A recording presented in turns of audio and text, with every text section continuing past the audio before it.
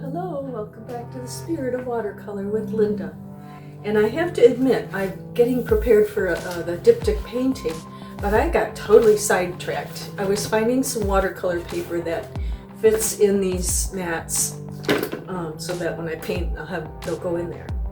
And I found when I was practicing some spattering, and so I want to show you how cool this is. So I was just spattering different colors, which, you know, in itself isn't anything much. But what I'm really excited about here is I could almost see what I was talking about with the diptych. So I was looking at some photographs in a book of nature. It's one of these books that has all the flowers and trees and plants and animals of, you know, northern Michigan area. And I was beginning to think, well, what if I took this wonderful spattering and we could do sort of an experiment? So, you know, here I was kind of seeing that you could put a branch up here and some of the red flowers of and I should show you the book also. So you could kind of see the flowers that I'm seeing in here. They're wildflowers from out in the northern Midwest, I think is the actual name of the book. And so I want to just kind of see what happens with this. It's kind of a fun experiment, and I hope you'll try this with me. Just spatter some wonderful colors, nature colors on there. There's greens and yellows, reds in here, mainly.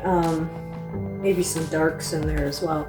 And then, you know, getting some of these fun florally leaves that I've drawn in there, I think you could see. And just bringing those in with some nice quick brush strokes. And it would be a rather quick painting and very fun. Okay, I'll see you at the table. So as you saw in the prior spattered painting, I just took paint off my palette, and different brushes create different kinds of spatter, right? So here's a rather stiff synthetic. I think just to show you how, you know, you can spatter, because that's what I just, you know, was doing. We're just gonna, well, your brush has to get wet enough, and then we're gonna just start to spatter some beautiful colors. And you can see the different sizes that happen. That was a little too big there, but who knows? That could become something in the painting. That's what we're doing. We're looking for those kinds of things.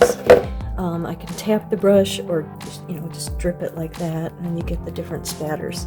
That's a beautiful golden yellow coming from some of the yellows on my palette. Okay, now let's try a bigger brush, like a 1/2 inch flat, or maybe even a larger. And you can just see that you know, something actually different could happen. Should we do the warm tones? And I'm also cleaning up my palette at the same time, by the way. This is kind of one of the benefits of spattering.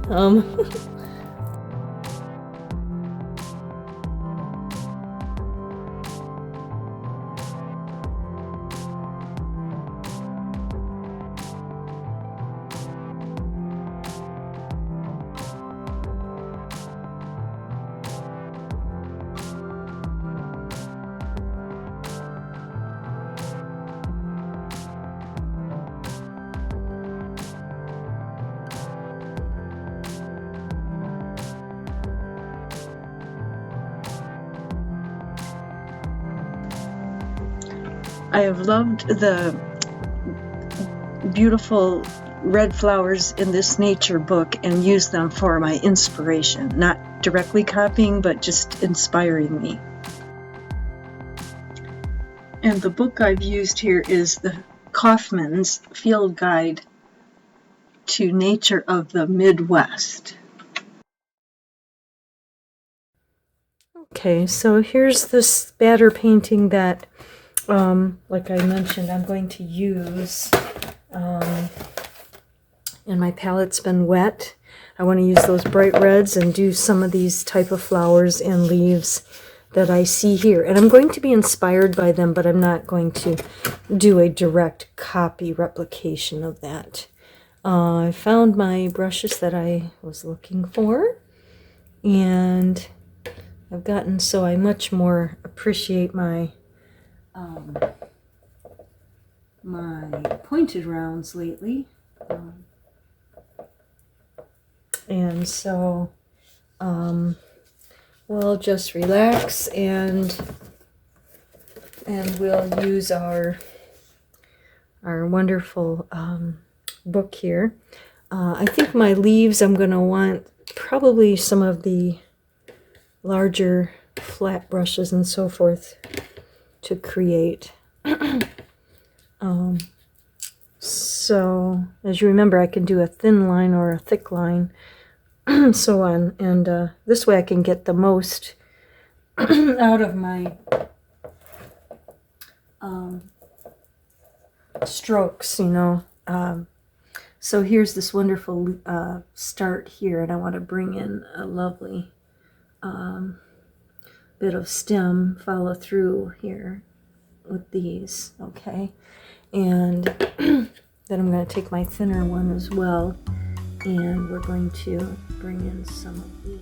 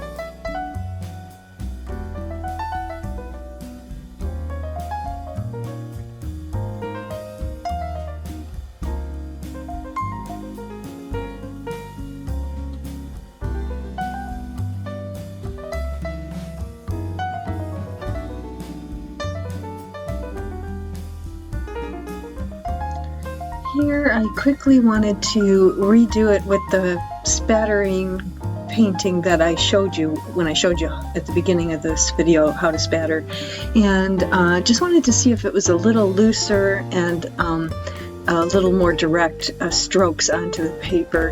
I felt like I got a little tight and started to overwork the other one a bit, so sometimes it's good to do two and then pick the best one.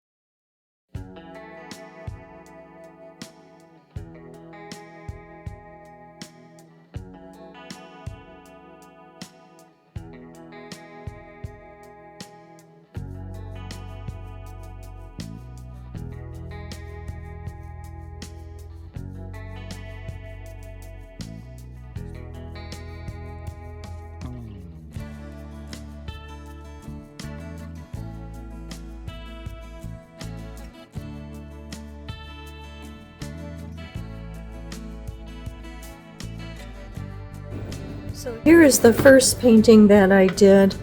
I added some more into it, and I like how it got nice and dark, the lines here. I feel like I may have started to overwork it. That's why I jumped into my other spatter, the one that I showed you on video. And this one, I kind of loosened up my strokes, and I added this yellow flower, which may need a little more intensity to balance it. I'm not sure. Tell me what you think. There's a small flower and a large one there. It's something like a dahlia.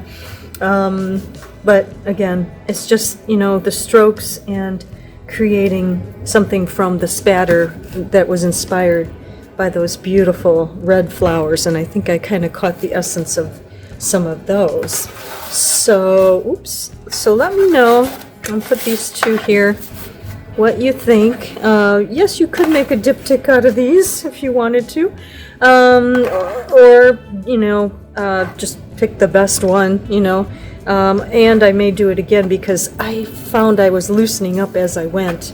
Sometimes the first time you do something, a sketch like I've mentioned before, is good because you I can feel my tightness on the first try, and the second usually I'm starting to loosen up. It's always best to at least have another alternate piece going, I find, at least for me, something you might want to think about. Thank you so much for watching our spatter paintings transformed into wildflowers. It was fun. Thanks for joining me. Don't forget to like and subscribe, and I'll see you in the next video all about painting diptych paintings.